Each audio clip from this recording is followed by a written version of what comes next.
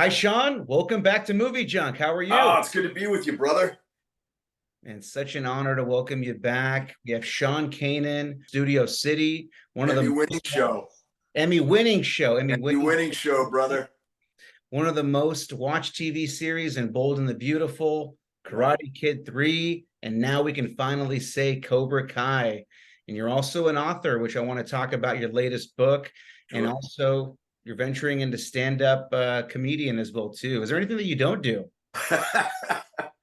um, I like to stay busy, and I think each of those things kind of satisfies a different thing in me. Yep. Yeah, no, I love doing new things. I love doing different things. I love doing new things. So, I think that's how you stay young and you stay connected and you stay relevant. Oh, of course, of course. And the fan in me wants to jump right into your Cobra Kai appearance, but you did recently just come out with a new book. And after your last release of Way of the Cobra, which I believe you could see right Oh, there. this is uh, this is the sequel to Way of the Cobra. Welcome to the Kumite. There we go. There we Yeah. go. And really excited to talk about what inspired you to write this new book, which I had a lot of value in reading Way of the Cobra, because I mean, really, it provides a lot of fundamentals for not only advancing your career, finance advice, mental health, which we know how important that is. And in reading the book, I felt like you were in the room with me as I was reading it, having my own dedicated sensei. And just wanted to see, were you already sort of writing the sequel while this one was already out, or when did you start writing this new book? I started writing it mentally pretty much as soon as I finished Way of the Cobra. I realized that there was a lot more that I wanted to share. I wanted to um, go deeper into really my story and what motivated me to write these books, how I really found myself in a place where um, I for my 50th birthday, I received the 400th star on the Palm Springs Walk of Fame, and we had a big event. The mayor was there, and people came and spoke, and Martin Cove came and spoke. And after the parties were all over, and all the sort of the photos and all that sort of stuff. Yeah, I was looking in the mirror, and I was like, what's next, man? And I kind of felt like a fraud because I knew that I wasn't living up to the guy that I wanted to be, and I knew that I had to make some big changes. Otherwise, I was rapidly going to slip into a life of mediocrity. And uh, this book picks up almost exactly where Way the Cobra leaves off. But it's got a whole new range of different strategies to use for um, increased productivity. There's a whole concept that I have about staying out of results. The best way to achieve results is stay out of the results and create a bulletproof process for whatever you do. I always use the analogy about driving a car. You and I probably do 99.9% the same thing when we drive a car, right? We unlock it, we sit down, put the seatbelt on, put something in the nav, check the mirrors, throw it in reverse, drive out and obey the street signs and expect to get where we're going, right? We don't worry constantly, oh my God, am I going to get there? Am I going to get there? You trust the process because you've done it 1,000 times, 10,000 times, and that'll be enough out of you. Barring something highly unusual or catastrophic, you're going to achieve the results you want, right? And so what I teach in this book is stay out of the results and just continually refine the process for whatever it is you're doing. You can use it for relationships. The analogy that I use in the book is people always ask me, how do you learn all that dialogue? How do you learn 30, 35 pages of dialogue, that you have to do in a day? And I talk about the process that I use to learn it. And I also say that I don't know all of my dialogue the night before I'm going to do it, because part of my process doesn't finalize until I show up at the studio that day and I run it with the other actors, and that's what locks in the extra 20%. So I don't panic the night before when I don't know my 35 pages, because I know by the time I finish my process, I'm going to have it locked in and I'm going to get the results I want. So that's a really big part of the book. The tagline for the book is conquer your greatest opponent. Well, of course, that's you. How do you conquer your greatest opponent? You do it by experiencing a metaphoric death every day and emerging the next day as a better, stronger, kinder, wiser version of who you were the day before. And it's a never-ending loop. That's something that you want to be doing every single day so that you're constantly becoming a better version of yourself.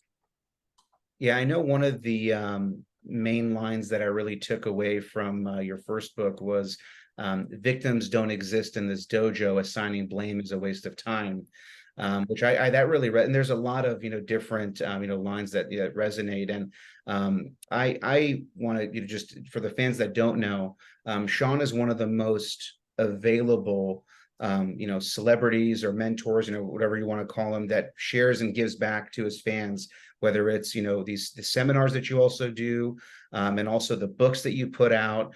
So definitely for career advice, breaking into the business, whether it's acting or writing, and with an Emmy winning show in Studio City, I highly recommend our fans to reach out to Sean. Definitely start with the books. Do you recommend any particular order? Can fans start with the Kumite? For sure, I recommend reading Way the Cobra first, and then reading Welcome to the Kumite.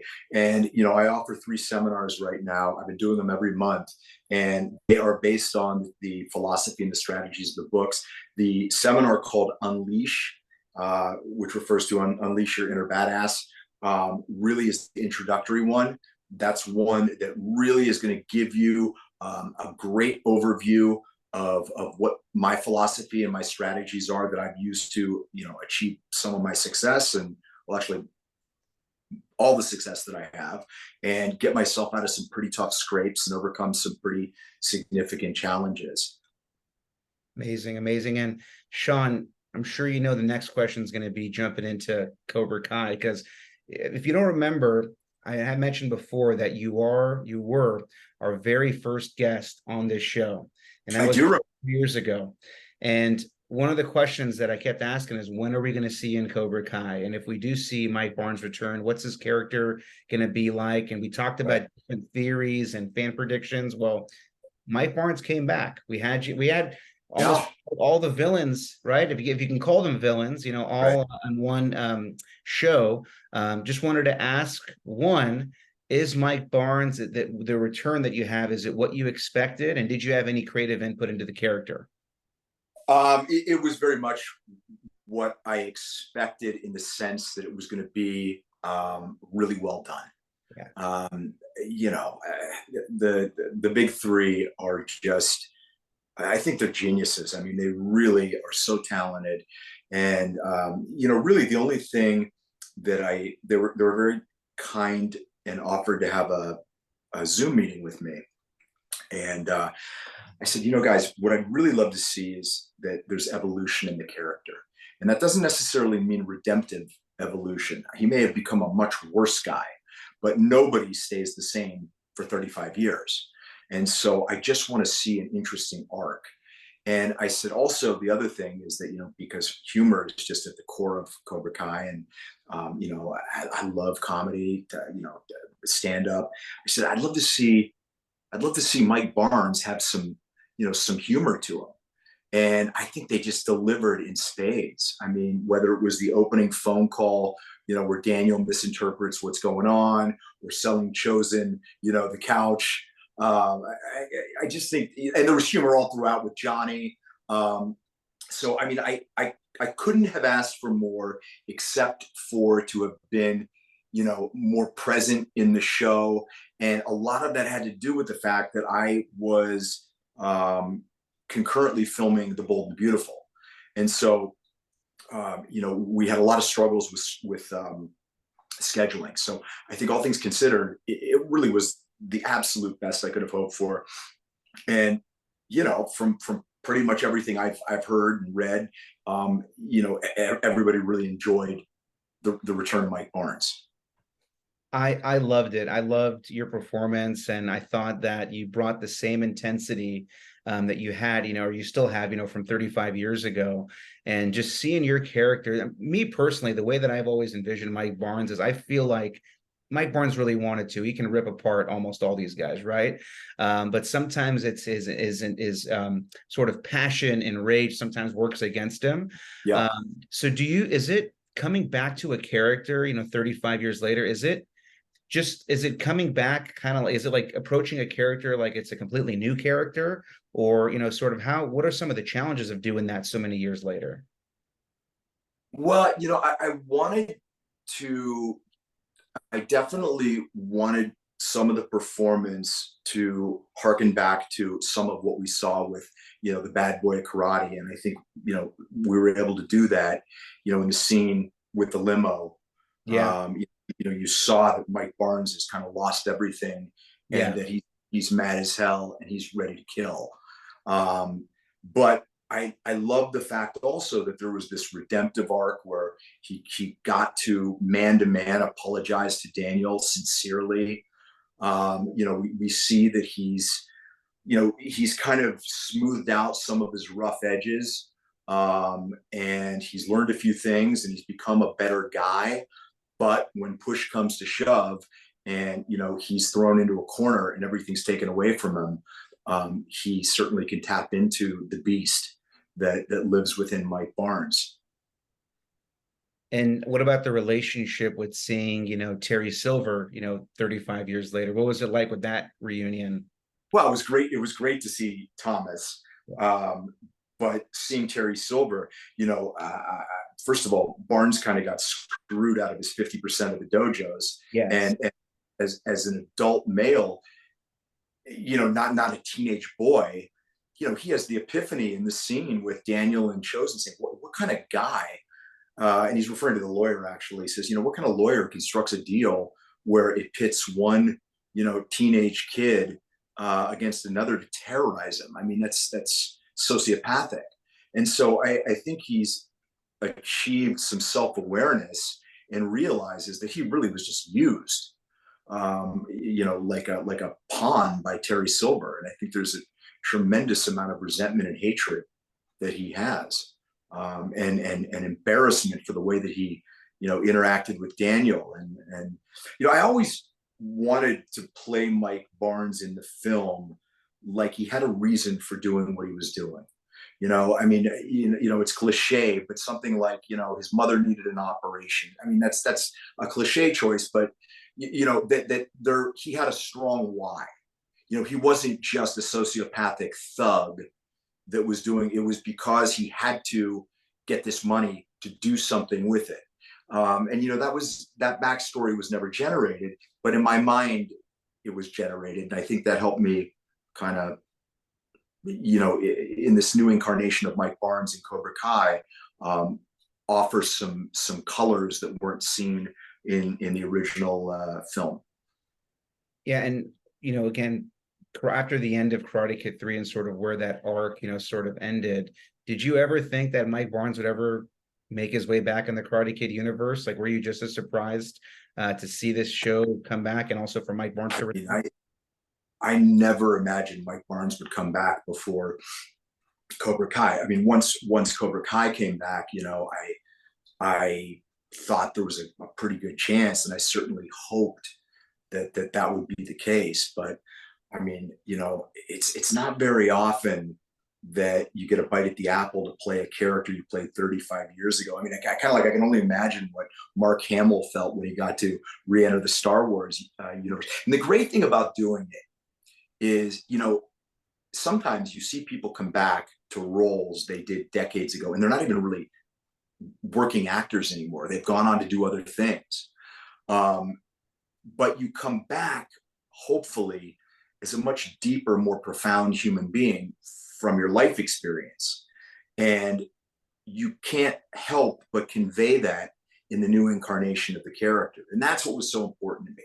I mean, I really wanted to give the fans a character that had all the colors of what a guy that had gone through all of this stuff, the abject humiliation after the All Valley tournament, probably being a pariah in the martial arts world, and really struggling and having to fight his way, out of a tremendous dark hole.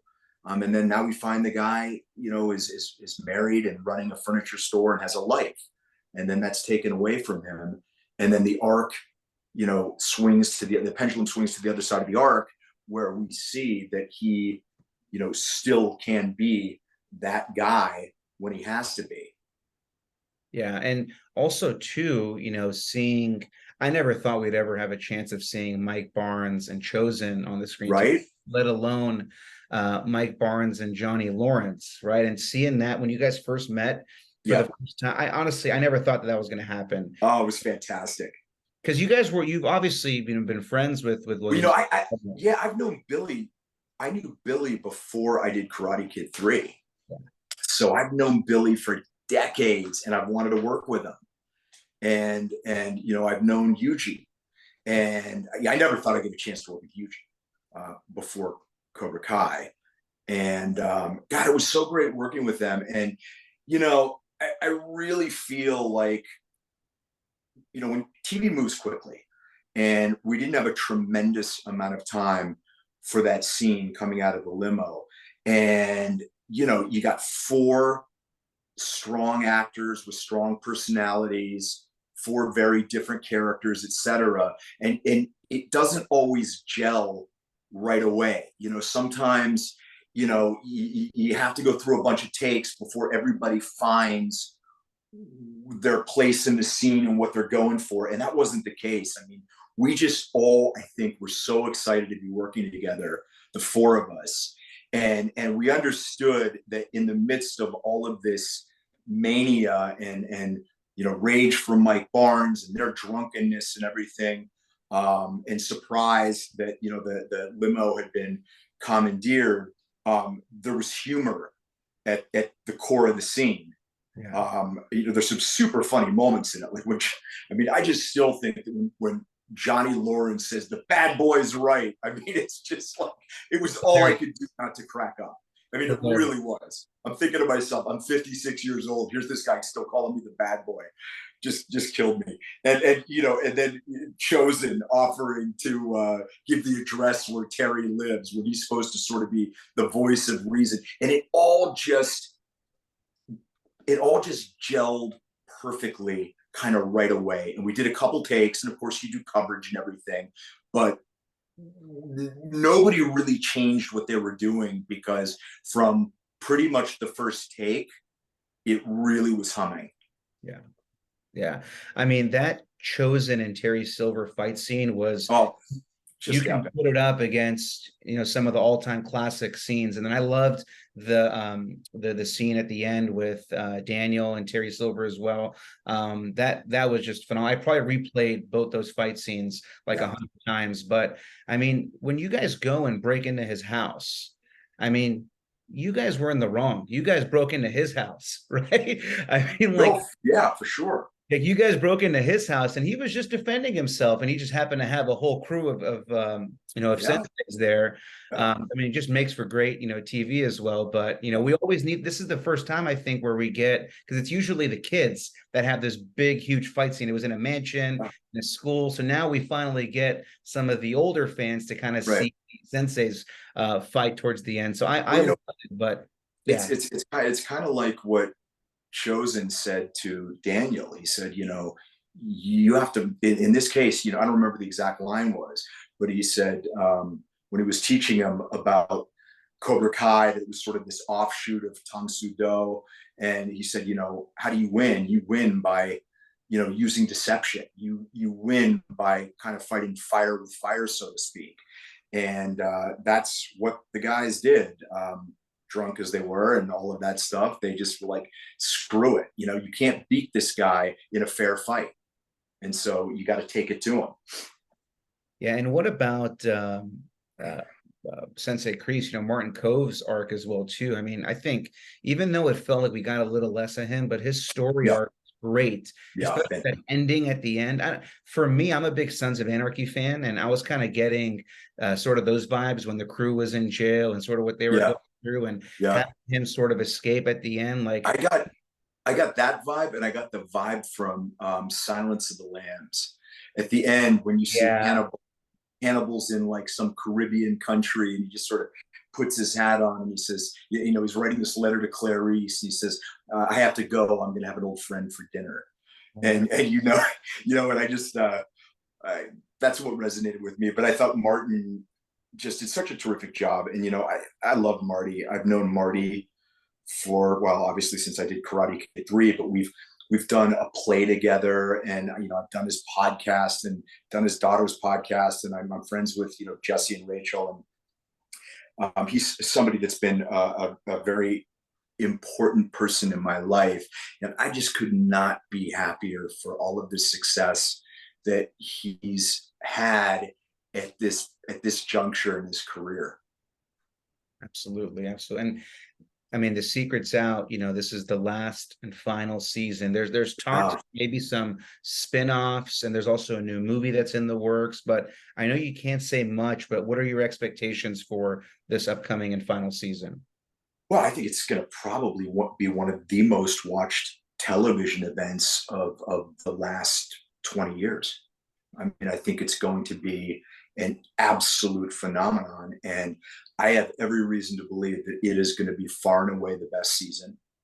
Um, I not that everybody doesn't always give 100%, but you know, I think everything is going to get left, you know, on the field, so to speak, because there's not going to be another chance. And you know, we're dealing right now. We have the writers' strike, Yeah. and we're waiting to see tomorrow. Actually, well, I don't know when this is going to air, but June 30th, we find out if SAG goes on strike. And so, you know, everybody's pretty much waiting for resolution for all of this, and then you know, production, I assume, is going to recommence probably within days. I'd have to imagine. You know, they're all eager to get back to it, and I can't say whether I will be in season 6 or not, but I think season 6 is going to be pretty amazing.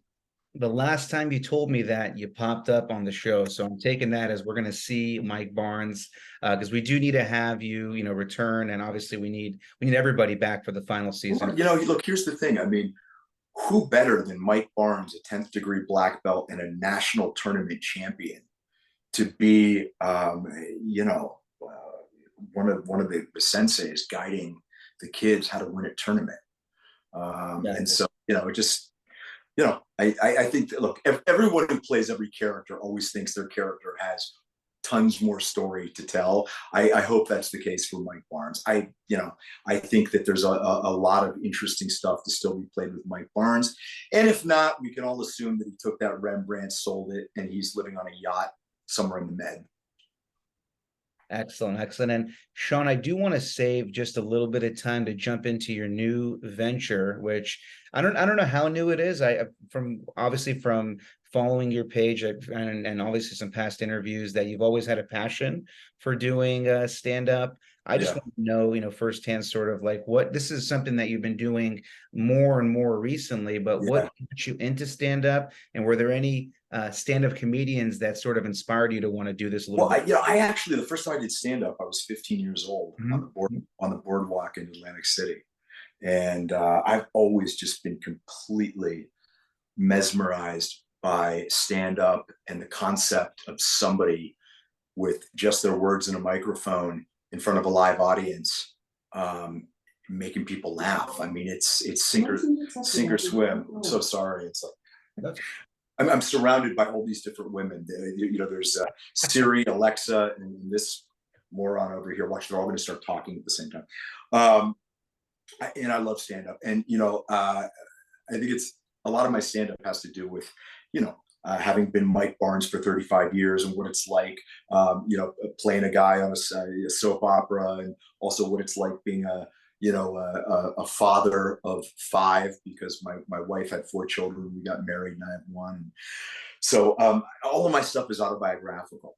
I got some great shows coming up in July. July 27th, I'm going to be at the New York Comedy Club in Stamford, Connecticut. And then I'm going to be July 30th, I'm going to be at the Mohegan Sun, also in Connecticut. Both shows are my Comedy Dojo show, and tickets are still available. I love doing it. I mean, it's like electric. And I mean, you've been on some of the most, top performing shows. You've worked with some of the highest, most popular, celebrities and filmmakers. Is this, do you get nervous? Have you ever gotten nervous being on a stage, or is it just like, show you can snap into it? I don't know if nervous is the right word. I mean, yeah, sure, there's some nerves, but I think the part of being a professional actor and a professional comic is that really quickly when you take the stage, those nerves convert to kinetic energy, and it's just, you're so fired up to be out there on the stage and interact with the audience. And do you know what I mean? It's kind of like, I always think of, do you remember Man on Fire with Denzel when he's teaching Dakota Fanning how to swim, and she's on the blocks, and he said, you're waiting for the sound of that pistol, because once you hear it, it sets you free. And it's like, once I hear my name and I'm taking the stage, the nerves pretty much go away, and it's going out there and just having fun. And I know if I'm having fun, the audience is having fun. Amazing. I can't wait to catch, if you ever come to the Bay Area, or I'll catch you in Southern California. Yeah. Definitely want to see your shows, and we're going to share, as these shows come up, we'll share so the fans know where to get tickets. Yeah, great. I do recommend fans to read Way of the Cobra, get Welcome to the Kumite as well too, and take advantage of these seminars that Sean does. Because it's very easy to get access to them. And as they come up, we'll share links to them as well too. So definitely take advantage of it. I really appreciate that. Yeah, I'll send you all that information. Coaching and motivational speaking and all of that has really become an important part of what I do. And I love interacting with people and seeing their transformations and helping to be a part of it. It's something that I'm just so impassioned by. And, I talk about in Welcome to the Kumite, I talk about why I got into being an actor. Initially I thought it was because I love to entertain, and I wanted to have a voice, and I wanted to get out of my small town. But really, at the core of it, it's because I want to inspire the world. I want to inspire people. And acting, as much as I love it, is just one conduit to doing that. And my coaching and my speaking and all of that is another way to do that. And so I put 100% into it. I'm incredibly committed to it. And the people who take my seminars and my clients who coach with me, they have been experiencing just paradigm shifts in their life. And who better to take advice, right, from Emmy award-winning actor, writer, you're a director, you're a producer, stand-up comedian. I mean, definitely take the advice and wisdom from Sean, and definitely I will continue as well too, because it's helped me with my career as well too. I really appreciate that. I always love talking to you, Zia, and I just want to thank you so much for being such a force for good in the Karate Kid Cobra Kai universe. It's guys like you that really make it possible for me to do what I do. And I love having the opportunity. We've gotten to know each other. I consider you a friend, and it's just it's really wonderful every time we have a chance to talk. I appreciate it. Thank you so much, Sean. Okay, pal. Can't wait to share with the fans, and we'll talk soon. Take care. Take care, buddy. See ya. Bye-bye.